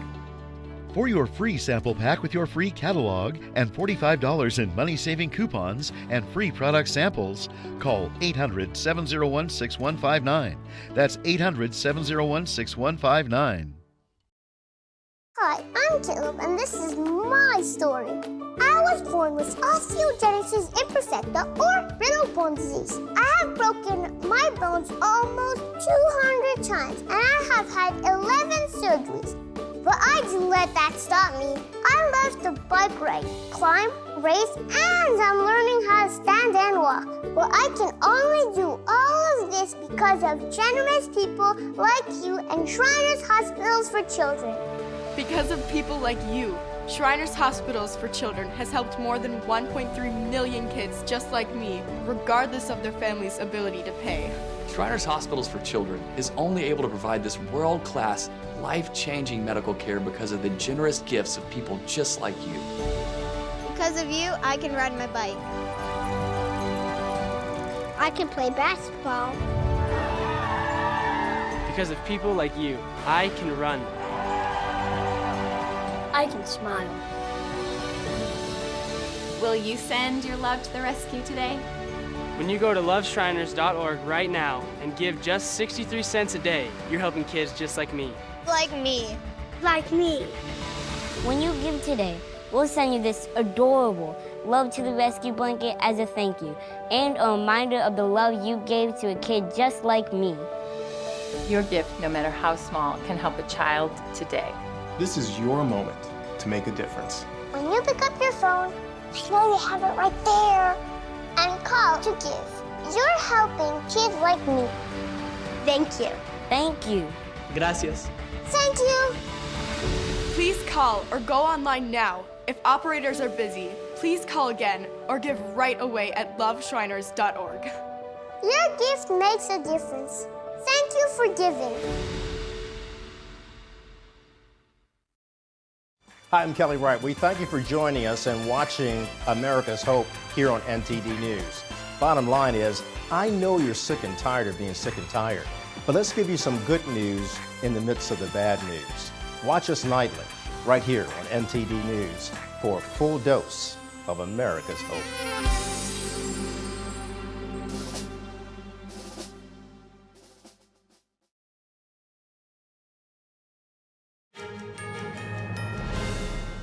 Former Acting Secretary of Defense Chris Miller says he felt pressured by the House January 6 committee to remain silent. This is specifically about claims that then-President Trump authorized the deployment of National Guard troops before the Capitol breach. Miller stated that committee members used what he called aggressive tactics after he spoke to the media about the events, which conflicted with the committee's narrative. He expressed reluctance to continue engaging with the committee. He says he feared further intrusion into his life and being summoned for additional hours of hearing testimony. Miller also stated he did not have the resources to continue the battle with the January 6 committee. Miller's recent remarks contradicted his earlier testimony to the panel in 2022 when he denied Trump's involvement in ordering National Guard troops. Republican Senator Lisa Murkowski of Alaska says she will not endorse Trump for president. Murkowski was one of 7 Republicans who voted to convict Trump in his second impeachment trial after the January 6 Capitol breach. I don't think that it can be defended. What happened on January 6th was an effort by people who stormed a building in an effort to stop an election. I just regret that our party is seemingly becoming a party of Donald Trump. Murkowski says she wishes there was a Republican nominee she could get behind, and the Republican Party's shift towards Trump has her considering her future with the GOP. She would not say whether she will remain in the Republican Party. When asked if she might become an independent, Murkowski said she always has been independent-minded. In Louisiana, various media outlets called the weekend primary race for Trump. His victory draws 47 delegates in the state. Trump has already secured the presumptive GOP presidential nomination by collecting enough delegates earlier this month. Using taxpayer money to fly illegal immigrants into the U.S., the Senate is voting against an amendment that would block this. Republican Tennessee Senator Bill Hagerty proposed an amendment to the government funding bills passed Saturday. It would have prohibited officials from using public funds to fly immigrants into the U.S., but the amendment didn't pass after 51 senators voted against it. Hagerty proposed the measure after reports about the Biden administration flying more than 300,000 illegal immigrants to the U.S. in 2023. He criticized senators who voted against the amendment, calling it, quote, indefensible to allow this. Meanwhile, at the land border with Mexico, smugglers are dictating the flow of illegal immigrants. That's according to Border Patrol Chief Jason Owens. He describes how the cartels are calculating the flow and abusing the U.S. response to it. Owens told CBS that smugglers push large groups of people across the border at a time, knowing that Border Patrol will provide humanitarian assistance. The chief suggests cartels use this to smuggle drugs. He asked, while we're tied up and occupied doing this, what are they doing a couple miles down the road? Owens says Border Patrol doesn't have enough personnel to tackle all the problems at the border. He also warned that the agency is on track to record over 1 million illegal immigrant apprehensions since the start of 2024. And New York City Mayor Eric Adams has canceled a planned trip to the southern border. That's over security concerns. Adams was scheduled to depart Saturday night to visit Texas and cross the border into Mexico. He planned to meet with U.S. immigration leaders as the city struggles to house the influx of illegal immigrants. But a spokesperson says the U.S. State Department flagged safety concerns at one of the planned stops in Mexico. This prompted Adams to postpone the trip. Former House Speaker Kevin McCarthy has some advice for current Speaker Mike Johnson. Some Republicans are discontent with Johnson and considering vacating him. Here's McCarthy on CBS's Face the Nation. Look, the one advice I would give to the conference and to the speaker is do not be fearful of a motion to vacate. I do not think they could do it again. That was sheerly based on Matt Gaetz trying to stop an ethics complaint. I don't think the Democrats will go along with it too. Focus on the country, focus on the job you're supposed to do. Representative Marjorie Taylor Greene filed a motion to vacate on Friday, seeking to oust Johnson from his leadership role. Greene is unhappy about the $1.2 trillion spending package Congress passed to avoid a shutdown. The Congresswoman commented that it was more a warning, adding that she's not calling for an immediate floor vote. In response to Ms. Greene's motion, several Republicans expressed their backing for Johnson, with some saying the timing is wrong given the slim majority heading into election season. Meanwhile, some Democrats said they would vote to save Johnson from being toppled. And the Supreme Court will consider a new abortion case tomorrow. Abortion opponents want the High Court to uphold a ruling from a federal appeals court. It would limit access to an abortion drug called mifepristone. The 9 judges will determine if access to the drug remains as is, or if the FDA needs to return to the restrictions it put in place when originally approving it. Under those instructions, only doctors could prescribe abortion pills, and patients would have to go to 3 in-person doctor appointments. Access to the drug through the mail would be cut off. Attorneys representing the abortion opponents are challenging the safety of the drug and access to it without seeing a doctor. 7 former FDA commissioners say the agency exercised special care in its original approval of mifepristone. A decision should come by late June. And a powerful storm is pummeling the central U.S. with blizzard conditions as it drops a blanket of snow from Colorado to Minnesota through Tuesday. The storm is threatening widespread power outages and treacherous road conditions. It's also expected to agitate thunderstorms and tornadoes in the south. Blizzard warnings extend from northern Colorado and Kansas into parts of Minnesota, Nebraska, and South Dakota today. Between 2 and 10 inches of snow could fall in these areas, and some places could see more than a foot.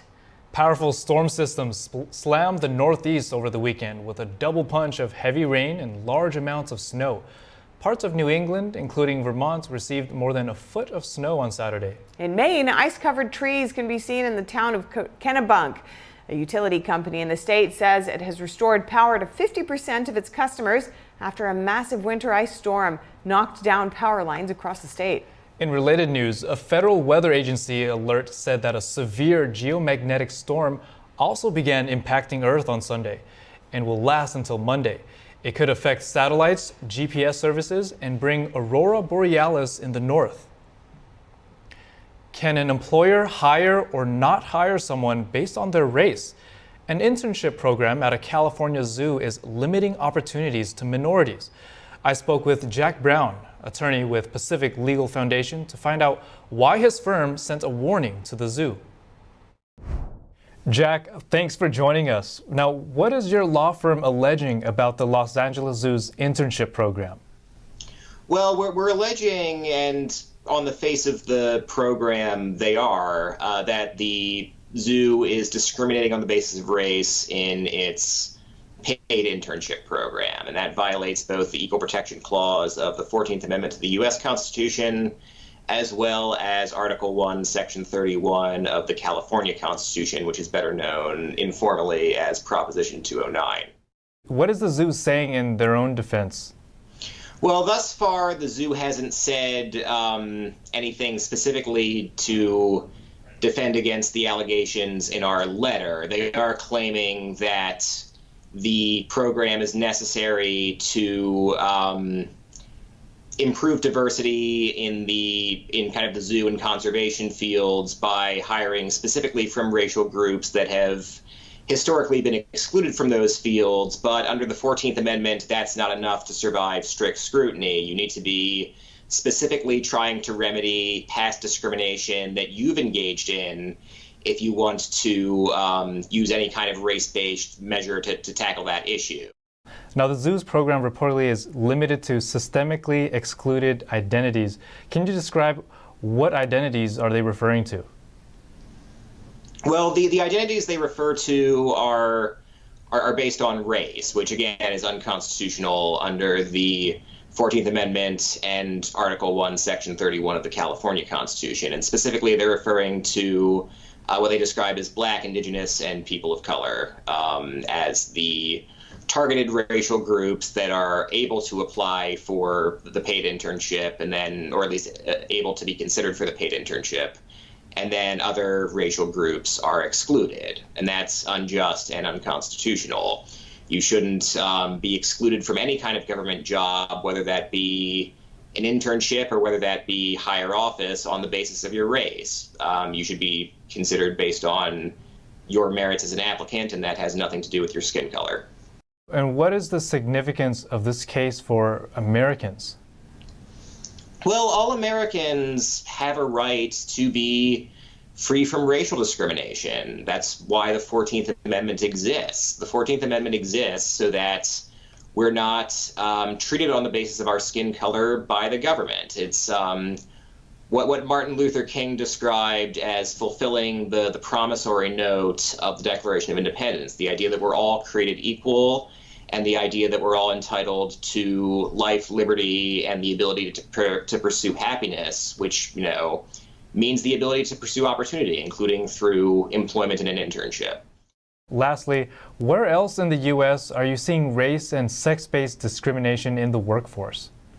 Well, it's unfortunately very, very widespread still in the workforce, and that's why Pacific Legal Foundation exists. We're here to, you know, tackle and enjoin the government from discriminating on the basis of race everywhere from the shores of California to the ports of New York. And we, you know, will continue helping our clients fight for that right to be free from discrimination to our last breath. All right, Jack, thank you so much for your insight and for being with us. Thank you. Coming up, suspects in the Moscow terror attack appear in court. Find out more about their condition and trial after over 130 people were killed. Apple, Google, and Meta, all in the crosshairs of the European Union. A new investigation of the companies for non-compliance with the Digital Markets Act. We'll have the details soon when we return. One single person is sometimes all it takes to change the course of history. With courage and great effort, our ancestors built the pillars we stand on today, leaving us a legacy of art, music, and wisdom. At the heart of almost every culture is our relation and connection with the divine. Today, their profound contemplations, beliefs, and great sacrifices have at times become misunderstood and even ridiculed. With the help of academic experts, we'll shine a new light on some of the most influential and courageous characters in history and the miracles that surround them.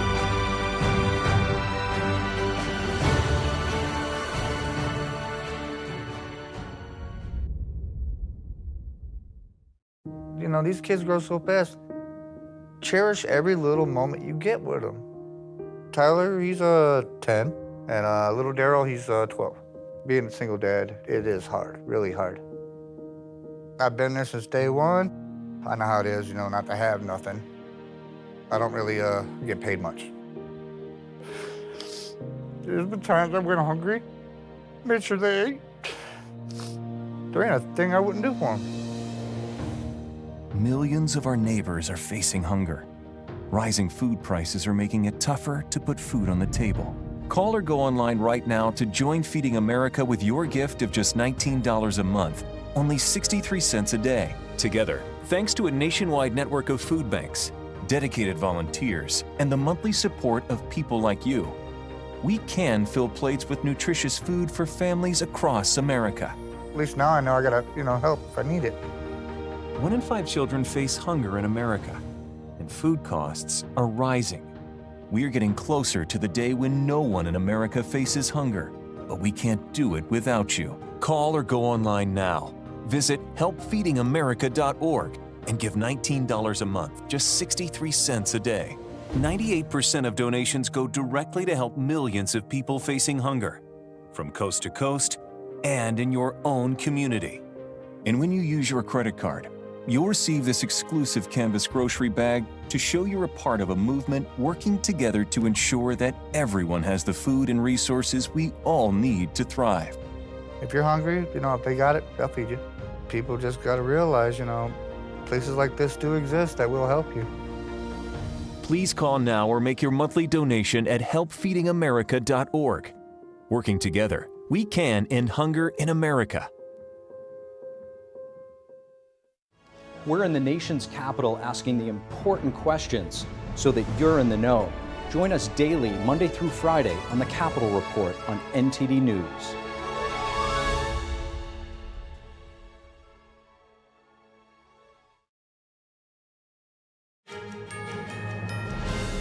Turning now to Russia. 4 suspects in the concert hall attack appeared in court last night as authorities begin prosecuting the men.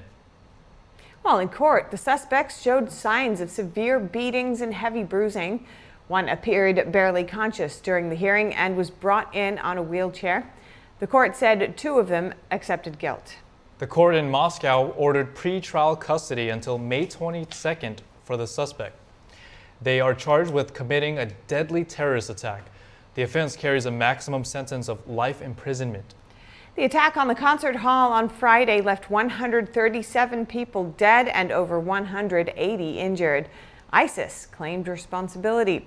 Russia's prime minister vowed that the perpetrators will be punished and they deserve no mercy. At the same time, the European Union called on Russia not to use the attack as a pretext to escalate attacks on Ukraine. And more on the aftermath of that deadly attack. French President Emmanuel Macron now commenting on Russia's suggestion that Ukraine was behind the attack. People must avoid instrumentalizing this. There is an ongoing war of aggression that we have condemned, that we oppose profoundly, and that has led us to take sanctions against Russia and support Ukraine. I think it would be both cynical and counterproductive for Russia and the safety of its citizens to use this context and turn it against Ukraine. Macron also commented on terrorist attacks France has suffered in recent years. He said France knows the wounds such attacks inflict on a country. Macron added the group that appears to be responsible for the Moscow attack made several failed attempts on French soil in past months. And the French government is now raising the terror alert warning to its highest level in response to the Moscow attack. France's terror alert system has 3 levels. The highest level is activated after an attack or when a threat is considered imminent. This allows for exceptional security measures, such as more patrols by armed forces in public places like train stations, airports, and religious sites. Meanwhile, Russia appears to be increasing attacks on the capital of Ukraine. Moscow today launched missiles against Kyiv for the 3rd time in 5 days. Today's bombardment injured 5 people. 2 of them were taken to the hospital. Special services were at the scene providing assistance. Houses and residential buildings in the area had broken windows. During the attack, one of the missiles reportedly entered the airspace of neighboring Poland. The country's defense minister says the object was above Poland for about 40 seconds. He added that Poland would have shot the missile down if there had been any indication that it was heading towards a target within its borders.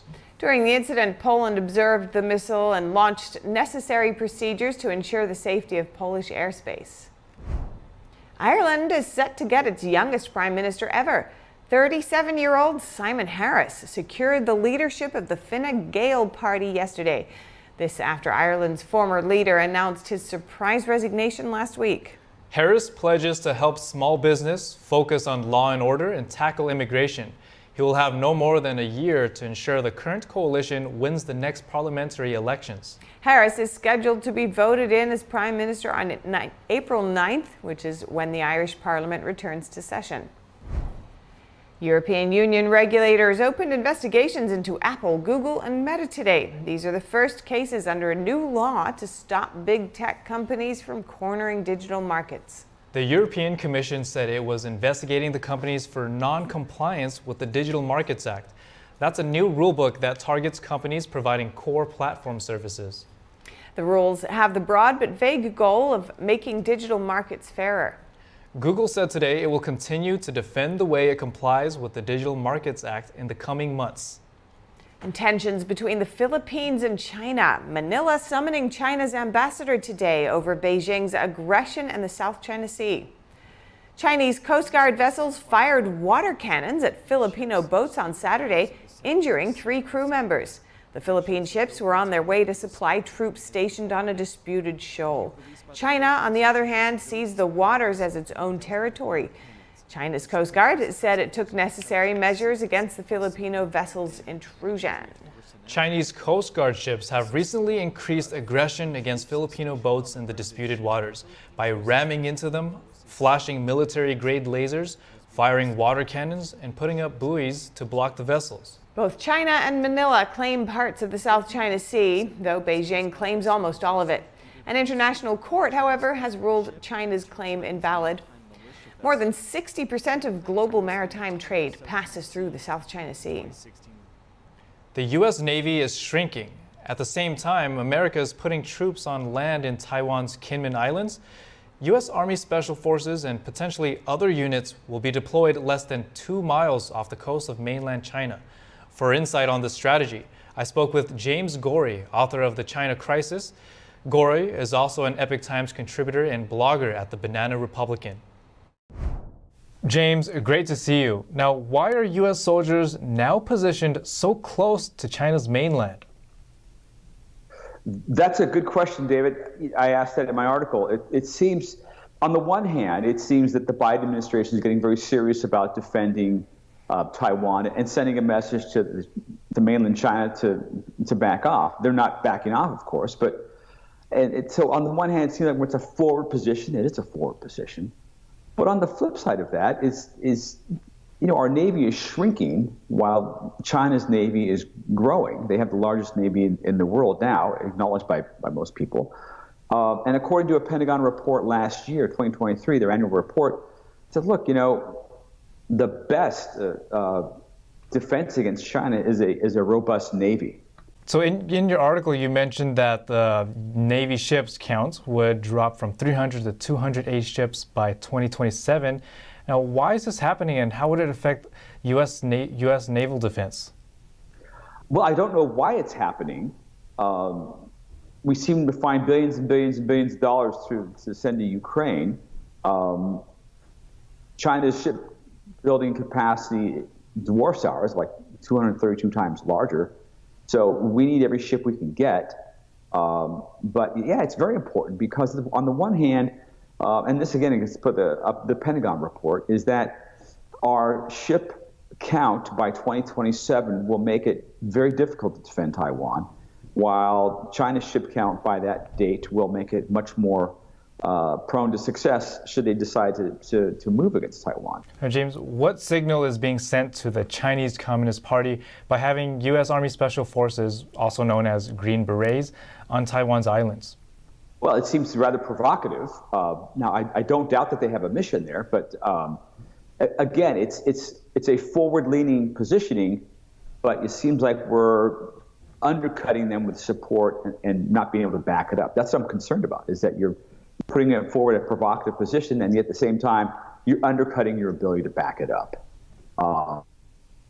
And if the Biden administration were truly serious about hamstringing Trump's efforts to supersede U.S. capabilities, military, then they would have stopped the vast technological theft and IP theft that China is involved in. They haven't, and so this is a policy that is supposed to look good, I think, but perhaps make Biden administration look good going into the election. I don't know. I'm just speculating, but it doesn't seem to be well thought out for an actually victorious outcome. Should things get worse? And a couple things also here, David. The U.S. is now for the first time coordinating with the Philippine Navy outside of Filipino waters for the first time toward the South China Sea, and Japan is for the first time reorienting its entire defense strategy towards China. So there's big things afoot that speak to the problem of China outclassing the U.S. in the South China Sea. All right, James Gorey, thank you so much for your insight. And China is reportedly moving to block U.S. microchips from Intel and AMD from CCP personal computers and servers. The Financial Times report says the Chinese regime also seeks to switch out Microsoft's Windows operating system and foreign-made database software for domestic options. Agencies above township level were told to include criteria guidelines requiring so-called safe and reliable processors and operating systems when purchasing. China's industry ministry issued a statement last year of 3 lists of CPUs, operating systems, and centralized databases that it deemed safe and reliable, all from Chinese companies. 18 of the chips on the list were from Huawei and companies on the U.S. export blacklist. The U.S. has been pushing to boost domestic semiconductor output and reduce reliance on China with the 2022 Chips and Science Act. The act aims to bolster U.S. semiconductors and production. That includes subsidies for advanced chip production. The U.S. has imposed sanctions related to cyber activities on a Chinese company. The Treasury Department says the sanctioned company in Wuhan, China, was used as a front to conceal Chinese hacking operations. The Treasury website says the U.S. and the U.K. have taken action against those connected to a Chinese hacking group called APT-31. Officials say the group is sponsored by the Chinese regime. The group has targeted U.S. government officials, including those at the White House, as well as defense contractors and energy companies. Authorities also designated 2 Chinese nationals for their roles in cyber operations targeting critical infrastructure in the U.S. Financial institutions and others engaging in transactions with these entities may face sanctions or enforcement actions. Britain is also giving an update on Chinese hackers. The UK National Cybersecurity Centre said it's highly likely that the Chinese hackers accessed emails from the Electoral Register during a 2021 cyber attack. But the Prime Minister Rishi Sunak warns the threat is huge. We've been very clear that the situation now is that China is behaving in an increasingly assertive way abroad, authoritarian at home, and it represents an epoch-defining challenge and also the greatest state-based threat to our economic security. So it's right that we take measures to protect ourselves, which is what we are doing. As announced by the U.S. Treasury Department, UK Deputy Prime Minister Oliver Dowden said the data breach was carried out by hackers affiliated with Beijing. Last year, a researcher for the UK Parliament was arrested on suspicion of spying for China. The British government also said that Chinese spies are targeting British officials in sensitive positions, including defense, politics, and businesses. Britain's Domestic Intelligence Service has warned lawmakers that China is carrying out an espionage campaign on an epic scale. The agency is now running 7 times as many investigations into Chinese activity as it did in 2018. And in more China news, attacks in the Red Sea. The Houthis launching ballistic missiles at a Chinese-owned oil tanker. More details coming tonight on NTD's China in Focus with Tiffany Meyer at 9:30 p.m. Eastern. Medical professors in South Korea are joining the massive strike underway by trainee doctors. They've started handing in resignations en masse and scaling back outpatient work. Here's the latest. South Korea's protest of junior doctors kicked up a notch on Monday. Their mass walkout weeks ago over a government plan to boost medical school admissions has left hospitals turning away patients and delaying operations. Now the trainees are getting support from medical professors who submitted their resignations en masse to back the strike. It is clear that increasing medical school admissions will not only ruin medical school education, but cause our country's healthcare system to collapse. Kim said some professors are cutting their hours in outpatient treatment to focus on emergency and severely ill patients. He did not say how many put in their resignations, but he warned that more will come if the government goes ahead with punishments for the striking trainees.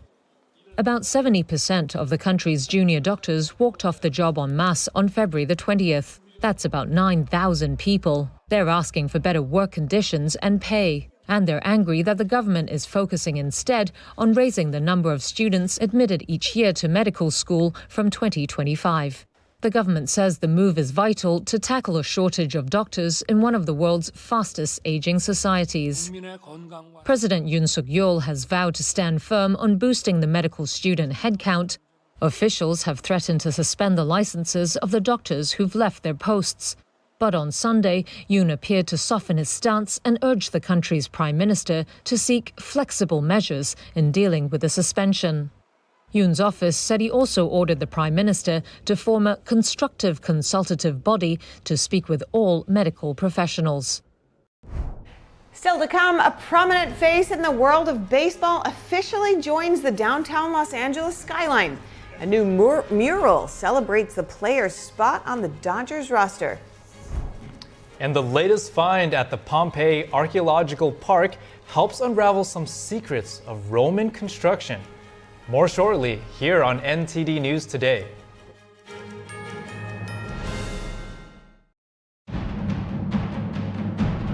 I have never seen a production any better than this, anywhere. Breathtaking. It is absolutely stunning. I feel better about the world. I feel uplifted. Invigorating. It was encouraging, gave me hope. This has just been therapy for the soul. It's a must-see, must-see. Make sure you see it. Make sure you see it.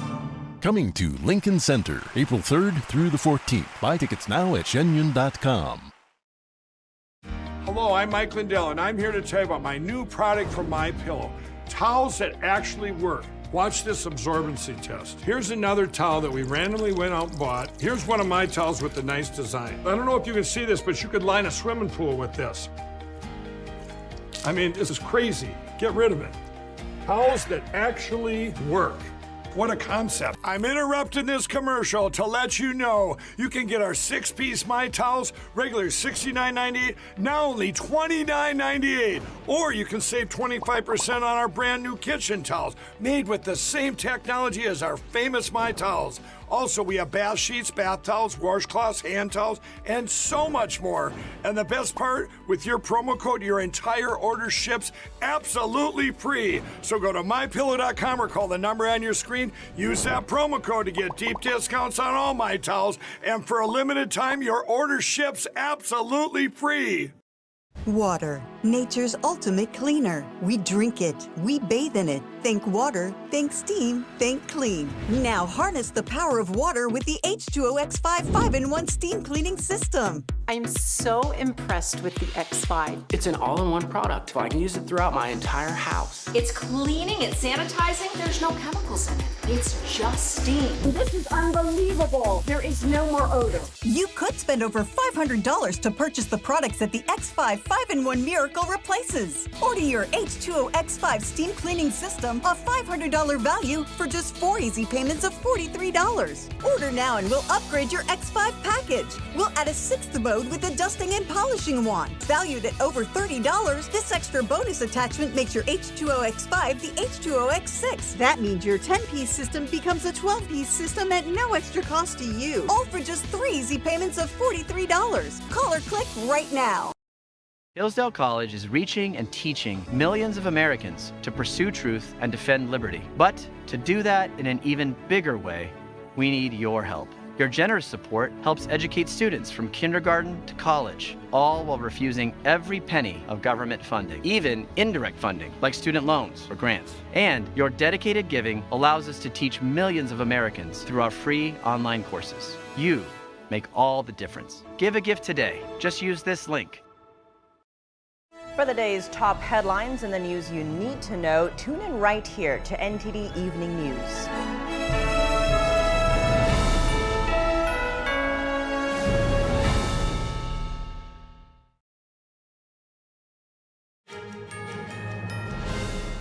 We have an update from outside the New York court. Former President Trump condemned the judge in his fraud case as a, quote, disgrace to this country. But he praised the New York appellate court for lowering his bond, saying he would promptly pay the reduced amount of $175 million within 10 days. Here's the former president.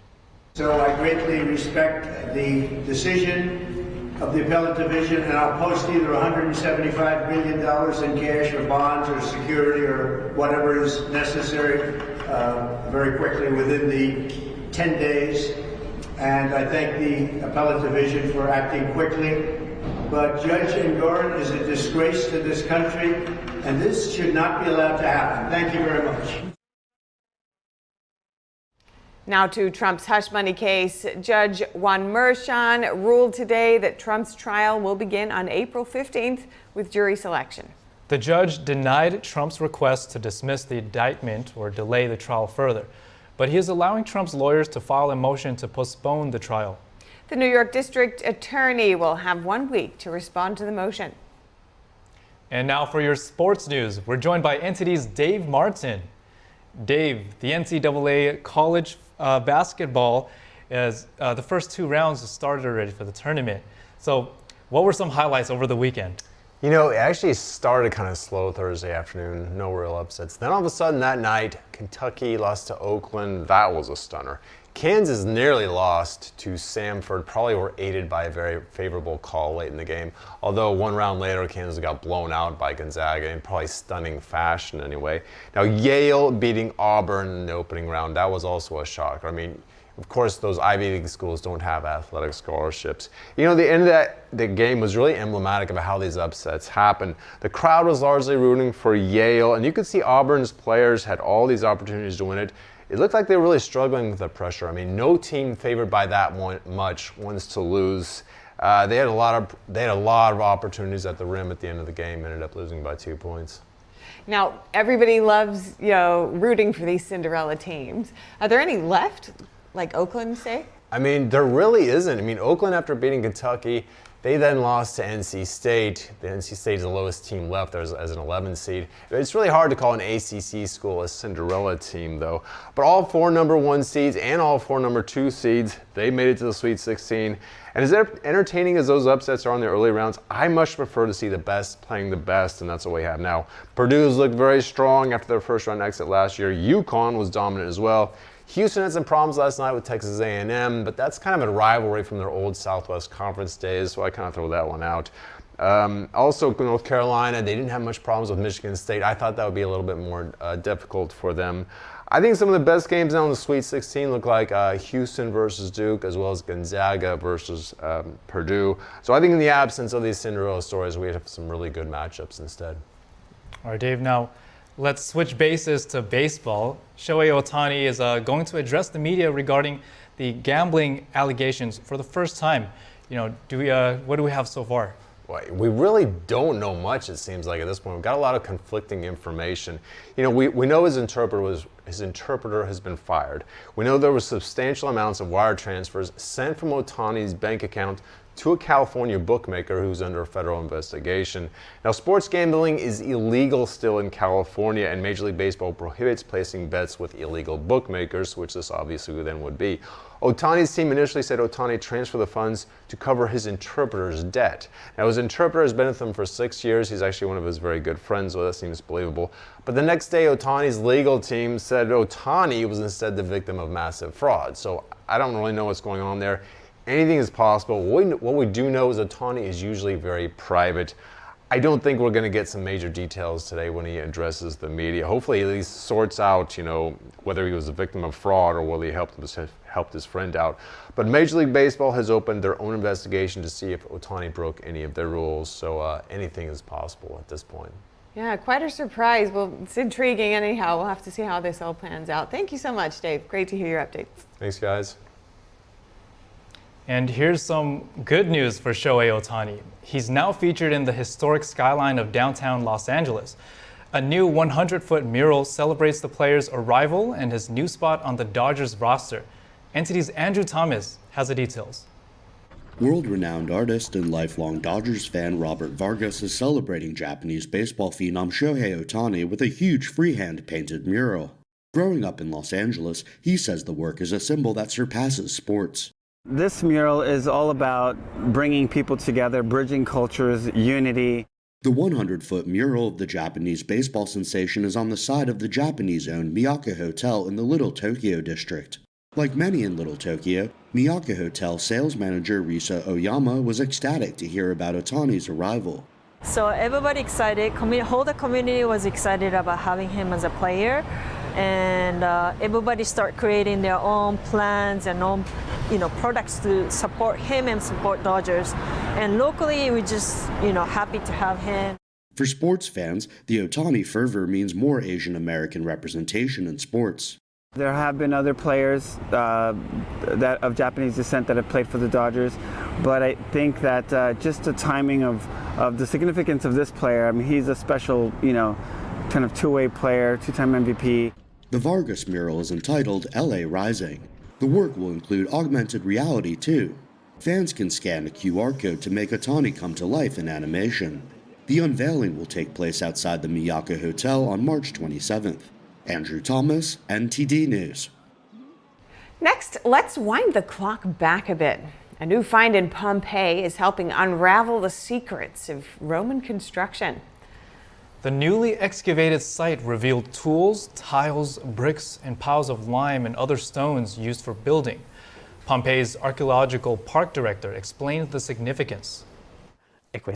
This explains why the ancient Romans were able to build these great amphitheaters, aqueducts, and works that we see all over the ancient Mediterranean. So the small city of Pompeii helps us understand the great Roman Empire. The volcanic eruption of Mount Vesuvius in the year 79 AD buried the city under ash, rock, and dust. The disaster was one of the deadliest in human history. Pompeii was home to about 13,000 people. That's all for today's news. Thank you for tuning in. For round-the-clock original news coverage, visit us at ntd.com or download our NTD app. And be sure to stick around for NTD Newsroom at 3 p.m. Eastern.